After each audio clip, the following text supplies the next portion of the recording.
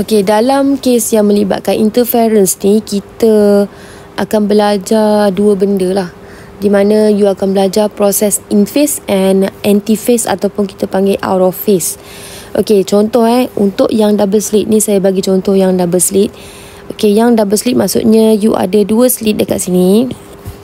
Okey, dan of course lah dia punya source adalah coherent Okey, coherent source.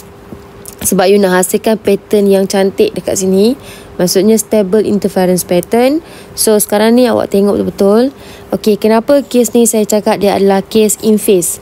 Okey, kes in phase di mana dia punya center adalah center bright. Di tengah-tengah ni center bright. Okey, so in phase ni kita akan tengok di mana dia punya starting point. Antara source satu dengan slit satu dengan slit 2 ni, permulaan wave ni adalah sama. Bila sama, dia punya proses adalah in phase, dia akan hasilkan center bright. Okey, so dekat midpoint ni, dekat hujung ni akan menentukan sama ada dia wujud dark fringes ataupun bright fringes. Okay, kita tengok dua contoh ni Okey, so dia punya starting point dua-dua sama, betul? Yang ni atas, slit 2 pun atas, untuk yang bawah ni pun sama. Slit 1 atas, slit 2 pun atas. So dia akan menghasilkan in phase di mana centernya adalah center bright. Tapi dekat point ni, point meeting point antara dua wave tu, dia akan wujud apa? Okey. Kalau dekat sini, dekat point P ni, awak try tengok bacaan wave dia, sebab daripada path different kita boleh tahu dia punya fringes tu jenis dark ataupun fringes dia konstruktif atau destruktif. Okey, so yang ni 1 2 3. So 3 lambda, yang color biru 1 2 3, 3.5. So 3 tolak 3.5 ada modulus, you akan dapat 0.5. 0.5 bermaksud half lambda. Bila ada 0.5, 4.5, ada 0.5 tu, dekat sini you akan nampak dia adalah wujud dark fringes ataupun destructive interference. Di mana you nampak tak? Color merah dekat bawah, color biru dekat atas. So berlaku total cancellation, kita panggil dia adalah destructive interference. So dekat point P ni akan wujud dark fringes. Macam itulah. Okey, case in phase, center bright. So point dekat sini adalah dark fringes. Tak semestinya sini, you boleh je lukis dekat sini, dekat sini. Okey, ini Madam tunjuk satu contoh dekat point P. Jadi bila kita lukis banyak nanti pening pula. Okey, yang ni 1 2 3 4. 1 2 3 4 5. 4 lambda minus 5 lambda, you get 1. Okey, bila 1 2 3 4 5 macam tu, so you akan nampak dekat ujung point P ni adalah pertemuan same phase. Same phase maksudnya midpoint dia same phase. Jadi dekat point P ni akan berlaku reinforcement. Reinforcement mean constructive interference. So dekat point P akan berlaku bright fringes lah. Bright fringes. Ini adalah kalau case in phase lah. Jadi yang saya dah buat ni, condition for constructive and destructive interference.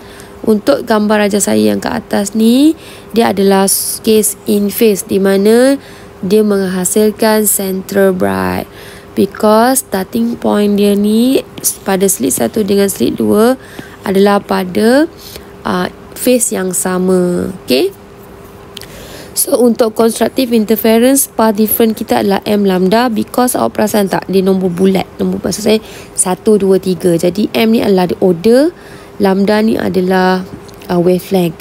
So order dia kalau contoh macam ni, ordernya 1. Macam itulah contoh. Okey, contoh kalau yang ni destructive interference, dia akan menggunakan formula M plus half lambda. Kenapa ada half lambda dekat sini? Because daripada path different ni kita dapati dia ada 0.5 lambda. Zat penambahan 0.5 lambda. Jadi kalau dekat sini kita nampak dia adalah sebenarnya 0 plus 0.5 lambda lah. Macam tu lah. Contoh-contoh, sebab kita nak dapatkan path different ni, kita nak tengok beza dia. Jadi kat sini kita boleh buat analogi lah, di mana path different bagi in phase constructive dia adalah M lambda, and bagi destructive interference dia ada 0.5 lambda. Jadi dia ada tambah setengah lambda lah. Jadi M ni adalah number of order bergantung kepada soalan. Okay, next adalah out of phase ataupun anti phase, iaitu bila kita sebut pasal out of phase or anti phase, dia will produce the center dark. Kat sini akan jadi center dark, maksud tengah-tengah you akan jadi hitam dulu. Okay, so contohnya macam mana boleh hasilkan case yang out of phase atau anti phase ni? Dia punya starting point dia tak sama fasa, tak sama phase. Slit 1 atas, slit 2 bawah. So fasa tak sama, jadi dia akan jadi case anti phase atau out of phase, di mana central duct akan wujud di tengah-tengah. Okay, sama dekat bawah pun. Okay, cuma dekat midpoint ni, maksud dekat screen at this point we produce apa? You kira lah dia punya wave 1, 2, 3 lambda and 1, 2, 3, 4 lambda. So 4 lambda, 3 minus 4 modulus, so you akan dapat 1 lambda. So 1 lambda dekat sini, maksudnya dekat sini akan hasilkan apa? Jangan confuse sebab out of phase dengan in phase dia alternate Okay, contoh kalau you tengok kat sini, merah bawah, biru atas. So berlaku total cancellation, so dia akan hasilkan dark fringes. Okay, walaupun nombor dia 1, sebab dia out of phase. Ini case out of phase. Jadi kita tengok pada out of phase saja. Alright, untuk this one, okay, slit 1, 1, 2, 3, 4. 1, 2, 3, 4, 4.5. 4 minus 4.5, you get 0.5. So, you akan dapat half lambda. So, dekat point P ni akan hasilkan bright fringes. Kenapa? Sebab wavelength pertama dengan wavelength kedua at this point, maksudnya meeting point dia same phase. Berlaku reinforcement lah. Jadi, kat sini akan jadi bright fringes. Tapi, central dia central dark. Macam case tadi, central dia adalah central bright. Jadi, dia punya case ni akan terbalik. So, jangan confuse. Okay, untuk condition for constructive and destructive interference, kita punya case sekarang ni adalah out of phase, di mana starting point dia ni tak sama fasa. Okay, tak sama fasa. So, dia akan hasilkan central duct. So, constructive interference, formula dia akan guna M plus half lambda. Kenapa? Sebab waktu kita provekan constructive interference, dia ada 0.5 lambda. Macam tadi untuk in phase, bila kita prove, dia keluar 0.5 lambda ni dekat destruktif, betul tak? Sebab tu formula in phase destruktif ni tambah setengah. Tapi untuk out of phase dia jadi terbalik.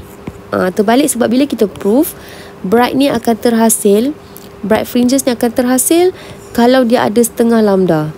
So that's why formula dia akan jadi M plus half lambda. Okay, boleh? So untuk out of phase bagi case destructive interference, you dapat nombor 1 lambda, 2 lambda, 3 lambda dan seterusnya lah. Maksudnya tak ada 0.5, tak ada 0.5, 1.5, 2.5, tak ada. So dia akan menghasilkan dark fringes. That's why untuk formula bagi out of phase path different, iaitu path different bagi destructive interference, kita akan guna formula M lambda. Faham? Faham, harap faham lah. Okay, so sekarang ni untuk yang double slit, saya nak terangkan lah. Untuk yang double slit, kita punya case adalah in phase, di mana dia menghasilkan central bright. Untuk yang double slit, kita tak belajar out of phase lah. Kita belajar dia case dia adalah in phase, di mana dia produce central bright. Okay, boleh